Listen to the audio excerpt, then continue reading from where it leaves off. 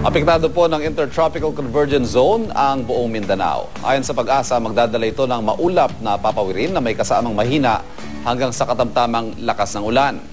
Base sa accumulated rain map ng Weather Central, malakas hanggang sa matinding buhos ng ulan ang posibleng maranasan ngayong araw sa Mindanao, lalo na po dyan sa General Santos, Coronadal, Kidapawan at Dipolog. Pinapayuhan ng mga residente dyan at sa mga kalapit bayan na maging alerto sa posibleng pagbaha. Samantala sa Kalakhang, Visayas naman, mas mahihinang ulan ang mararanasan. Gayon din sa malaking bahagi ng Luzon. Pero magiging mas makulimlim sa Baguio, Tagaytay at Naga.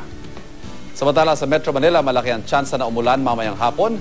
Pero asahan pa rin ang alinsangan, lalo na't posible pa rin umabot sa 36 degrees Celsius ang ating init factor ngayong araw.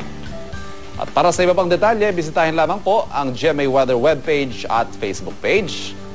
Ito ang GMA Weather, I am ready, serbisyong totoo ng GMA News.